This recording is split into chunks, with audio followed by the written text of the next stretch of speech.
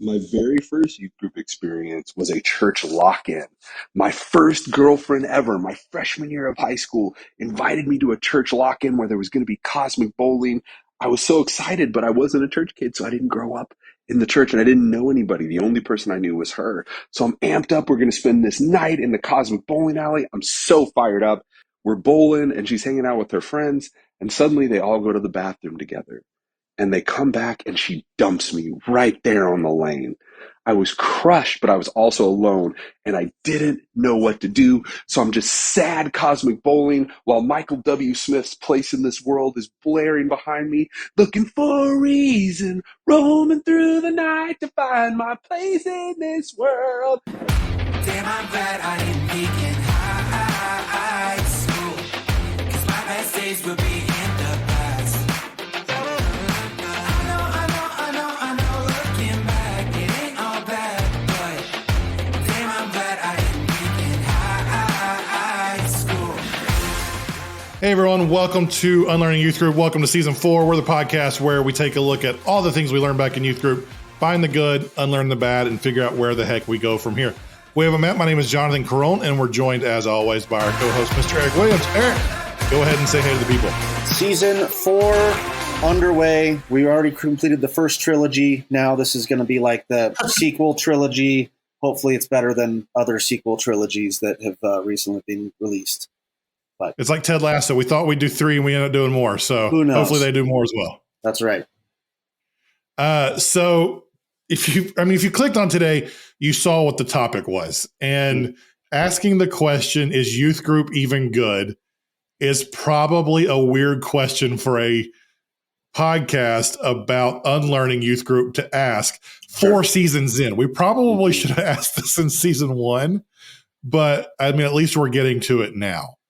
Yeah, well, but at the same time, have you ever gotten to a point, whether it's at work or, whether it's your family, where you get so far along somewhere and you're going, wait a minute, what are we even doing here? And you kind of stop and you have to reevaluate. So I think we're kind of at that point where we've gone a little ways, and then all of a sudden it's like, wait, what the heck are we even doing right now? And so I think it's a good gut check time. Yeah. So this topic, strangely enough, it came from TikTok because there was a surprising amount of questions or comments during season 3 of people talking about youth group, saying negative things about youth group. And so I began asking the question, is youth group even good? And before we go further, I just want to, while we're on the topic of TikTok, our show grew by over 500% in season 3. And most of it came from TikTok users checking out the show. So if you're here from TikTok, thank you so much for giving us a shot based off of 1-minute clips that I post on the internet. So There we go. that really does mean a lot. I really appreciate it. But one person, I remember a comment saying that youth group does nothing but water down the gospel to kids to get them into religion. Another creator made a great video, I thought, where I'd actually seen it. Then Eric sent it to me like last week. He said, these two things can be true. Ministry to the youth is vital, and youth ministry is not. A lot of churches pride themselves on having a youth service once a year where the youth lead the service. Well, the question is, why are the youth not necessary the other 51 weeks of the year? Well, which my response to that, I don't know if you saw it. My response to that is, when is the lead pastor going to take a vacation? If and the primary worship leader, when are they going to go on vacation if they don't let the youth run the service? We know our role, right? That seems to be, that's it. That's like, hey, this is our we're taking the family to Disney, so get the youth pastor up there. Youth pastor preaches Sundays, Memorial Day, the Sunday after July 4th, Labor Day weekend, and the Sunday after Thanksgiving, and after Christmas. Yep. Oh yeah, so, that week, that dead week between Christmas and the beginning of the year. Ugh, gross. The Sabbath Sunday that so many churches have gone to recently. That's right. Yeah. We want to rail against church online until it comes to the week after. The week after Christmas. So that's what we're going to kick off this season talking about. Is youth group even needed? Is it good? Where did we go wrong with youth group? What were the good intentions from youth group? And where do we go from here? Before we get into that, though, this could be terrible. I could cut this. But did you know that Jesus was the original youth pastor? Why is that? Okay, here's the proof. Most of the people he led were teenagers. Okay. Peter was that one young adult leader who's eager to serve but always said stupid stuff.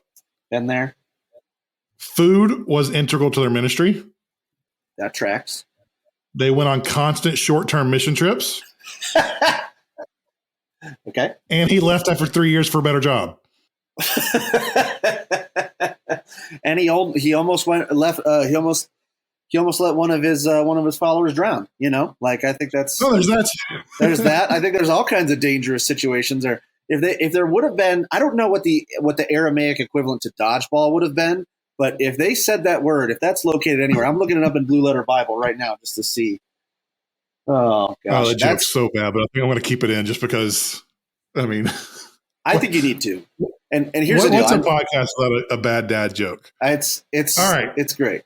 Here, let me say this before we get into it, because I know that you've got some strong thoughts on it. I want to just pause because everybody listening to this is going to go, "Oh, is this going to be another, just dump on something about Christianity?" If this is your first listen to our podcast, that's not what we're here to do, and especially for youth group, we're not here to just wholesale throw things out. So, with that being said, Jonathan, what is your off-the-cuff answer to whether or not youth group is good or not? Well, I have a master's degree in student ministry. So Bias. Obviously, I think youth group is needed and good. I think teaching the Bible to students, to teenagers on their level, using examples and specific things that they are going through is needed. It's how we make the Bible understandable at their level. So I'm 100% in favor of the idea of youth group. But with that said, like anything else, like everything we do on this show, there were bad things that have happened. There are plenty of things in American church culture that start off with good intentions and end up with bad results. And so that's what this entire show is about. It's about finding the good and unlearning the bad. So some of the comments we've gotten about the show is like, why do you got to bash the church, man? Why is everything got to be so negative? And that's not our goal. Right. Our goal is to really take an honest look at those negative things so we can do better. And we know our audience is a combination of probably three groups. It's current ministry leaders, current youth pastors. Yep. It is people who have been hurt and thought about walking away from the church, who are dealing with some bad church experiences, but they don't want to throw away Jesus in the process. And so they're interested. And it's people who have worked through that and are trying to do better. So it's all three like levels of this. And so that's what we want to talk about, to find the good, unlearn the bad, and figure out where we go from here. Yeah, and I think when we get that feedback, or if anybody is there, and if your gut reaction is like, "Oh, why are you bashing the church?" In the same way as what we're asking the question, is youth group even good? I think what we have to do is define what some of those terms mean in general. Because if you're going to say bashing the church, no, that's definitely not what we're doing. Are there aspects of how we have started to execute ministry that are bad? Are there aspects of Christianity and the sinful people involved that are bad? Do we need to reevaluate some of these things that maybe had good intentions but were executed in a poor way? Yes. So all about that. If you go back and listen to previous episodes, if you're going to stick with us for the rest of the season, that's the heart behind our show. And then specifically to this topic, which I know we're going to get into the next section in just a second, but specifically to this topic, I think it's important because you said it yourself. You've got a master's degree in student ministry. Is youth group or youth ministry good? And I think part of what we're going to do today is we have to define what that means. Because if your version of youth group may be good, but my version may not be, or someone else's version may not be as well. So I think it's important that we don't just assume we understand and we're talking about the same types of things as we go through some of these topics. So we know, I don't want to dive into all the good things that youth group has done. I want to acknowledge that youth group, it introduces people to Jesus. It disciples teenagers. There are so many good things that it does. And so me shrugging that off to get into the other stuff is not me throwing that aside and not acknowledging that. So I do want to us jumping into what was bad about youth group so that we can keep this conversation going. We only try to keep you guys around for about 30 minutes or so. And so we want to respect your time. So we're going into this with the assumption that yes, youth group is good. Yes, there are good things about it. How do we make it better and how do we make it healthier? So Eric, with that assumption in mind, what are some bad things about the way the American church has approached youth group in the last 10 to 20 years? Yeah, that's a great question. I think, these are some thoughts that I was kind of gathering too, but in the last 10 to 20 years, obviously we've seen like a seeker sensitive movement that has moved in the church. And that's probably maybe even 30, 40 plus that's years, probably 30, right? 35, yeah. Exactly. But that has trickled down into youth culture. And I think even if we were to talk about like what's good and what's bad about the seeker movement, which is probably another topic for another day, that from the youth groups that I've seen, student ministries that I've been a part of, that has been a prevailing issue of if it's not done the right way, it becomes negative. And so it becomes something where it's just, I put it in our notes, it's an arms race of big events and bad decisions, at least was my experience, where it was what youth group can do the biggest bang up thing. We're going to do the hot sauce challenge. We're going to do put all of the Thanksgiving meal in a blender. We spent money on a camel at a Christmas party for no reason other than we wanted to say we had a camel at a Christmas party. Exactly. Like one time we rented out there used to be this thing in a town that I used to live in where every 5 or 6 years, somebody would buy up a nightclub and turn it into an 18 and under nightclub that doesn't serve alcohol, doesn't serve anything like that. But they made mixed drinks, quote unquote. I'm doing the little finger quotes if you can't see. Mixed drinks with Monster Energy drink and Red Bull as the alcohol mixers. And so our student ministry rented out that facility to do a youth event there. And it was like always just trying to do the biggest thing. Who has the biggest bounce houses? Whose youth camp can do whatever? You're bringing in bands and, another church that I worked for brought in Andy Mineo for their summer deal and, for a one night concert deal. So it just becomes, if we're not careful, a focus on hype, so to speak, and downplaying the substance. And that leads to one of the topics we're actually going to cover this season. Youth group, the pendulum usually swung one direction or the other. It was either all the way over into this grace-based, I'd say almost a Young Life model. If we're going to go there, the Young Life model of like, and let me preface, I like Young Life. I think Young Life has its place. Right? In the overall church of Jesus. It's a parachurch ministry. It does great things. Hey, Blaine, if you're listening to this, I love you, buddy. You're doing good things in Houston. But so you either have the pendulum to where it's all like, dude, Jesus loves you no matter what. We're trying to grace-based to get as many kids into this room as possible. Yeah. And you even hear it like, we're just glad you're here. And that's a great mentality to have. But it's like, if that's all that rules your entire mindset, we're just glad you're here. I'd rather you be here than, we'd rather have our youth at our Wednesday night gathering than wherever else they could be, right? Like those are all great things to keep in mind. But if that becomes the entire foundation of why you're running ministry, I think there's something lacking there. And then the other side of the swings to the other side. Yeah, go ahead. Then it swings the other side to where it's all behavior modification. And as long as our students aren't screwing around or getting drunk on the weekends, then we're good to go. If they're not cussing, drinking, smoking, then everything's good because the behavior, the acting right is the most important. It's the whitewashed tombs, outside of the cup mentality. As long as they show it on the outside, then we're good.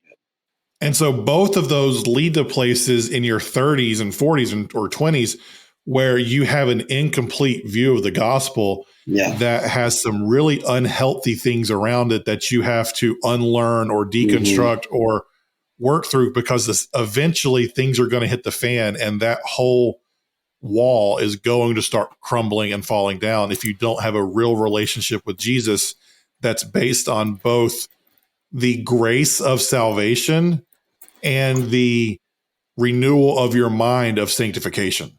Yeah. And that's theologically from that spot. And then think about how we do it from an area of programming where I think the pendulum is in the similar spot where it's either, like I talked about, it's that arms race of big events, which ends up leading to bad decisions. It's either that where it's like how many Xboxes and PlayStations. Oh man, I remember when we got Halo, like the first Halo on Xbox in the student ministry, and parents were upset about it. But the justification was, we have these games because we want to bring kids in. We want to make it invitational. So that invitational mindset. The other pendulum swings, and that invitational mindset leads. I saw a TikTok where they were like talking about making fun of that. And then all of a sudden it was like, well, what about discipleship? Yeah. We'll put that on the list. But like that invitational mindset. That video was hilarious. And then the other side is these other youth groups that do none of that invitational stuff. And honestly, it's boring Bible study. And it's like, so you have the pendulum of kids want to be there. Well, at least we try to make it so that kids want to be there, but they don't get a lot of discipleship substance. Or it's heavy on the theology and it's heavy on the Bible study, but you're just sitting there with like the 3 homeschooled kids and the pastor's kid in the youth group, and nobody wants to invite their friends. And let's be honest, that tension is hard. Yes. If it was easy, we wouldn't get it wrong so much. Mm-hmm. So if you are one of the youth pastors, the youth leaders you're currently in that role, and you're listening to this, there is no judgment and there is no condemnation to you guys. You have the hardest job in ministry right now, and getting that tension correct is ridiculously hard. Yep. Another piece that I think we run into is the post youth group transition. Yes. So you have a couple things here. I'm not against very many things. I can kind of understand most things. One of the things I am absolutely against is youth group on Sunday mornings. Okay. To where your middle school and high schoolers are not sitting in the main church on Sunday mornings. I am 100% against that. And can you imagine going? Can I? Go for it. I'm gonna ask. This was the tension that we dealt with. What if your Sunday service is not something that is either geared for youth, have youth in mind, or would be something like, what if it's boring and youth don't want to be there on the Sunday, which makes it harder for parents to get their teenage kids into church on Sunday? I mean, I get that, but I can't imagine being 18 years old and never having once sat through a service with adults. Mm-hmm. At some point, I'm 35, and I apologize to everyone on my church staff who's listening to this, because I know they listen to this, but there are some weeks at 35 that church is still boring. Mm-hmm.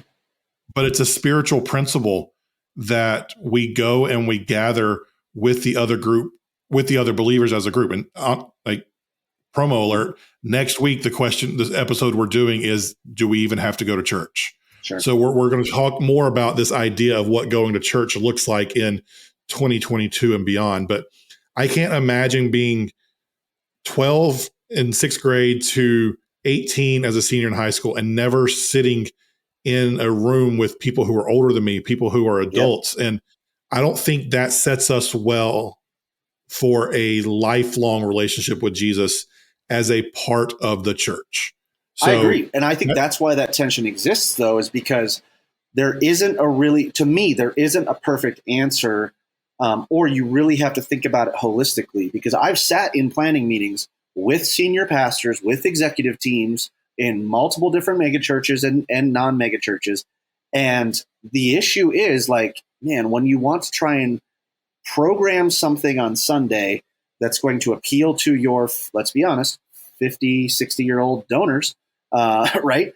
But also appeal to someone who's 13 and using words like bestie and, all this other kind of stuff, that becomes difficult. And so we throw in this youth thing on Sunday to make it someplace where they want to go, because you've also got parents who are like, well, I can't bring my teenage. It's tooth and nail trying to drag them to church. So I think we don't give teenagers enough credit. Maybe they're smarter and can pick up more than we give them credit for. I'm not saying about smarter. I'm just saying the enjoyment factor of, like, if your main worship service does not, it's also just impossible to try and appeal to a 13-year-old, and a 70-year-old, and every single person in between. And so that, Those of you can't see me, but I'm nodding my head vigorously right now. So it's like, I agree with you on that, where like in a perfect world, man, there shouldn't be youth, there shouldn't be 13 to 18-year-old, or at some point we need to solve the problem. How do you integrate your junior high and high school students into your main worship service so that it doesn't become like, once they turn 18, here's what happens. We either expect them to go off to college and they're not our problem until they move back home or they get married, or now they step foot into. At that point, they have a pill addiction or they're alcoholics. Sure, right, yeah, and then they step foot into our main worship service and they go, oh, this is boring. I don't identify with this. It's not as cool as our youth group. It's not as much fun. And now there's that same level of like dysphoria over, oh man, I don't know what to do here. And so you really don't serve them well anyway. So I'm just pushing back to say, I don't think there's a great answer. I agree with you. I just don't know that there's a great answer. And I'm hoping that the youth leaders and the church leaders listening to this would go, yeah, we don't know the answer either. But I think we need to dig down and not just respond with, oh, well, we have to have youth group on Sunday because it's the only way that we can keep kids coming to church. Or we're not going to have youth group on Sunday because they need to be disciplined and listen. And, it's not a black or white easy answer is what I'm trying to say. And you're highlighting the good intentions that are behind some of these bad approaches, because, I mean, you and I both default to more of a larger church model because that's our backgrounds. Yep. But in a church where it's 150 people, the average church in America is relatively small. When it is 150 people and your main audience is blue hairs who have been doing the same thing since 1992, they say they value the youth. And that's their word. They call them the youth. We value the youth, right. But they don't want to change their ways either. So as the youth leader, what the heck do you do? Okay, well, let's create programming on Sunday morning. I get it. I get the desire. I don't think it's a good approach. And I wish you guys could see my face and the stress and the tension that's on it, because I understand where it comes from. I understand doing that thing on Sunday morning instead of being a part of the Sunday morning gathering. I just know long-term it's not good. Yeah, I agree too. And it's like, it feels like a natural extension from, so here's the other thing. If you're in a church of 150 or a smaller church, chances are you probably have a nursery where someone is taking care of babies. And then you may not even have a youth group. You may even have a children's message in the middle of the service, things like that. So some people are even foreign to this concept in general because they're sitting here going, it's the mindset, which God love you for having this mindset, people. But it's like, oh, a crying baby in the service or a fussy child is the sign of a growing church, and it's like, yes, I get it. Also, me with ADD, and, I don't want to sit through that as well. Sorry if that's a bummer for you. But there are plenty of churches that they are like, that's their mentality, is we don't even have youth or kids ministry. But then the first thing they usually gain is nursery and then kids ministry. And then it feels like a natural extension. Well, why don't we do the same thing? Because all of a sudden it's like 4th and 5th graders. I know we're getting out of our youth ministry side, but 4th and 5th graders don't like the kids ministry anymore. So now we need to do a 45 ministry. 6th graders aren't junior high or aren't middle school in some cases. So now we need a 56 ministry. And then it just extends and balloons from there because we start making allowances, and because the line to draw is not clear. Because is it like, can my 3rd grader handle sitting through a big church? Maybe. Can my 4th grader who's on the autism spectrum? No. It's just, so at what point do we make it easy for families to be able to attend church in the most worshipful environment possible? And at what point do we start restricting the discipleship and the communal building of the overall ecclesia church for our teens? It's just such a tough thing right there. So if you're in ministry, send us an email and let us know how you figured this out, because I don't have a great answer. Hello@unlearningyouthgroup.com. let's be Yeah, honest. that inbox is going to be empty. I guarantee it. Yeah. Let's be honest with this one as well, though. For pastors, for teachers, for parents, for people in general, in the words of the great poet Gerard Way, teenagers scare the living Say it. stuff out of me. Oh. No, I don't want the E next to the podcast where I have to mark it explicit. Yeah, right, exactly. Hey, by the way, episode 2 of season 1, Frick You, Frickin' Frick, all about Christian cuss words. So if you want to go back in the archives, you can hear us talking about cuss words. But Exactly. I mean, that's a song from the band My Chemical Romance, where I mean, it's teenagers scare the living crap out of me. And let's be honest, that's where a lot of us are. We don't know how to deal with teenagers, and for some odd reason, we can be confident adults, but a 16-year-old or a 16-year-old girl or 14-year-old boy just scare the crap out of us, and we don't want to deal with it, and we don't know how to deal with it. So we go put them in a corner in a different room and have someone who likes them more than us deal with them. Yep. Yeah. I mean, middle school, especially, you put me in the room with a 6th, 7th, or 8th grader. It's just that's not happening. Now, my wife is a middle school teacher, so she loves them. Those are the type of people that she loves. And there are people out there that you are, freakish unicorns that, burp rainbows and fart confettis. And like, you are God's gift to that group. But I would agree with you. I would say in general, if you were to bring a baby into a room versus like 3 or 4 teenagers, most people would go, oh, baby all day, right? Like, give me the baby. Absolutely. Okay, we could live in this world for a while, but where do we go from here? If you're new with us, we always end every single episode. Where do we go from here? We want to not just point out problems. We want to try to find solutions as well. Mm-hmm. Yep. Sometimes I'll defer to you. I'm going to answer this one first because I think this is really where my heart's at for teenagers. I think we have to integrate teenagers into the church at large. They have to know they're just as valued and needed as their parents. They can hold a door open as a greeter. They can be on a tech team and run ProPresenter or run lights or run a camera. Some of them even can be on the worship team. The church I was on staff at, the best guitar player, best drummer, and best bassist in the church were all in the same high school class. Those 3 dudes were incredible, and they started out in the high school band.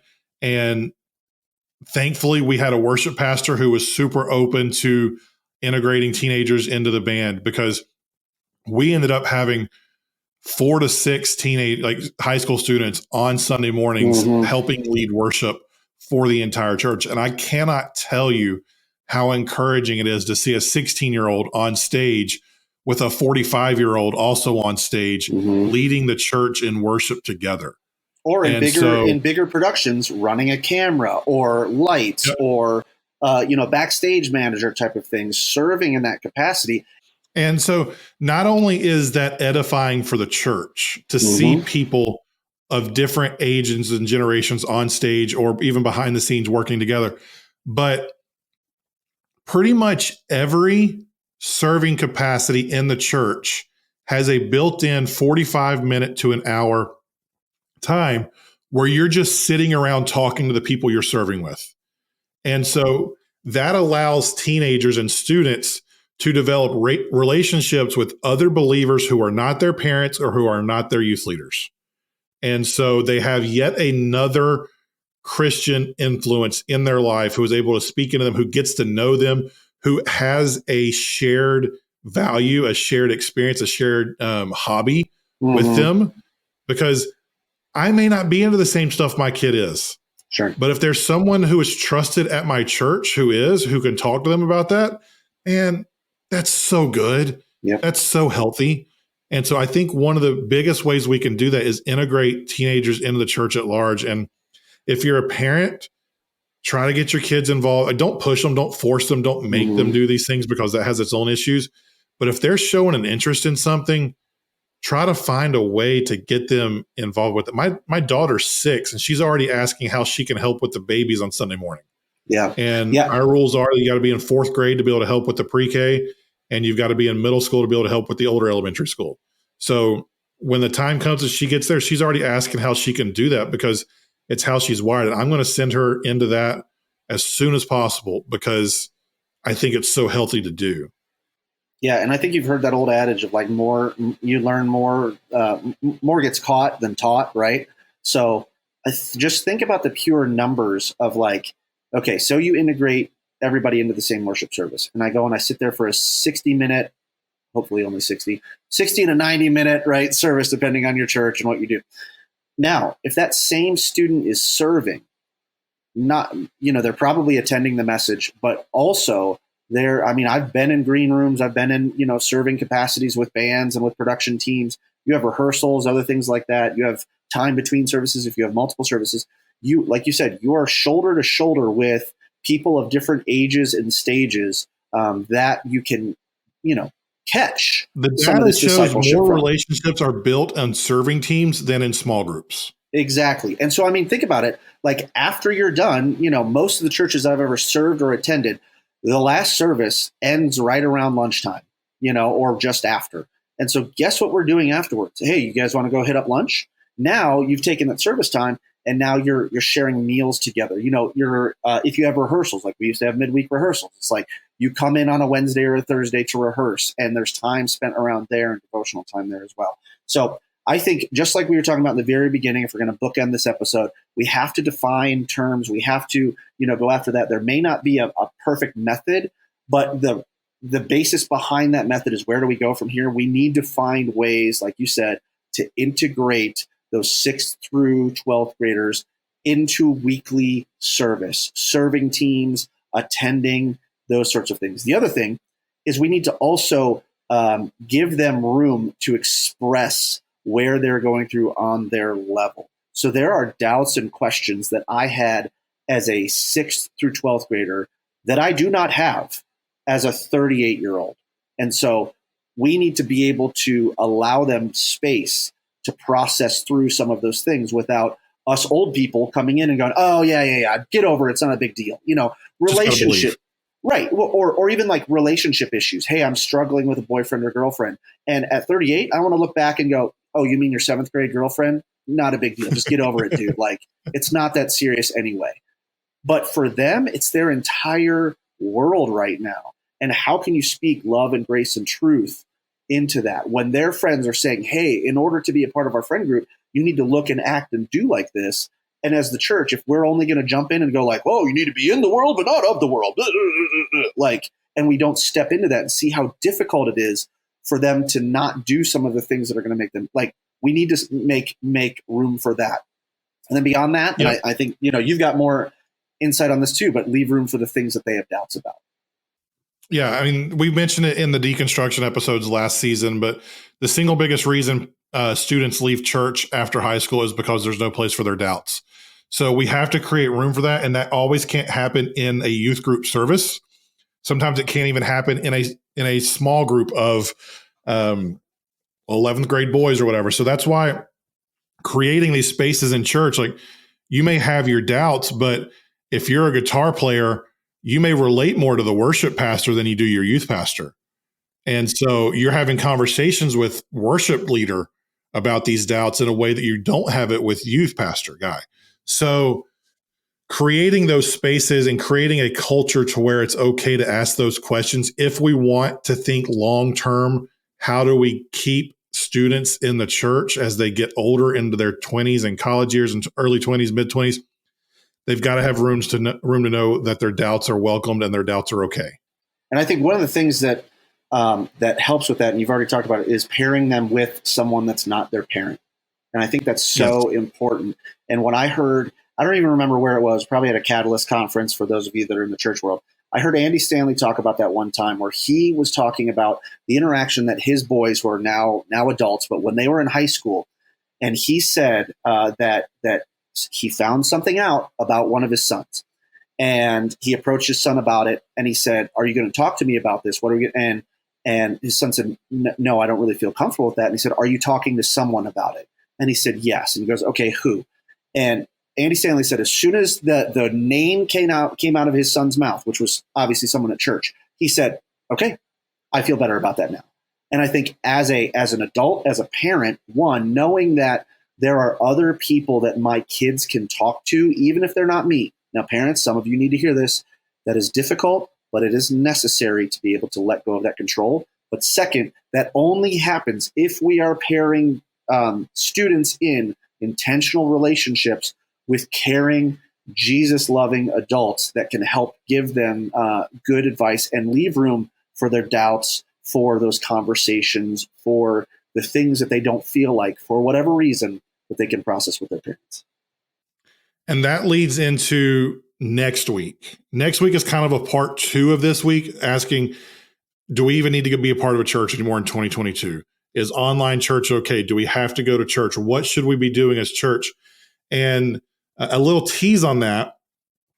In our culture, in the English language, we translate things in the Bible into the word you, where in English, you can be singular or plural. And we misread a lot of scripture and a lot of what the Bible says about the gathering of believers as personal, singular you, when the original language was meant as plural you. So what does that look like? How does that apply to us today as believers and the church at large? That's what we're going to talk about next week. So if you want that, go ahead and subscribe to the show, rate us and review us wherever you listen, share it with a friend if this helped you. I'm at Jonathan_Carone on TikTok. Eric, you made a personal account this year now. So I have a personal account, yeah, because I do things on TikTok at Business Coach Eric, which is for marketing and business stuff. But my personal account is at EricW712, and we're going to be, you've probably already seen it, but there's going to be more content to interact with everybody with the show related. So if you're part of that group that Jonathan was talking about earlier that listens to us, that's kind of in a, whether you would call yourself deconstruction mode or not, and in a, do I need to go to church now or not, and in a, how do I question some of these things, next week's discussion, I think, is going to be pretty important for you and for everybody else who's still really in the church, especially if you work for the church. We would love to hear your feedback and input on that as well. So that's it for this week. Hope you all have a great week, and we'll talk to you next week. Damn, I'm glad I ain't weak in high school. 'Cause my best days will be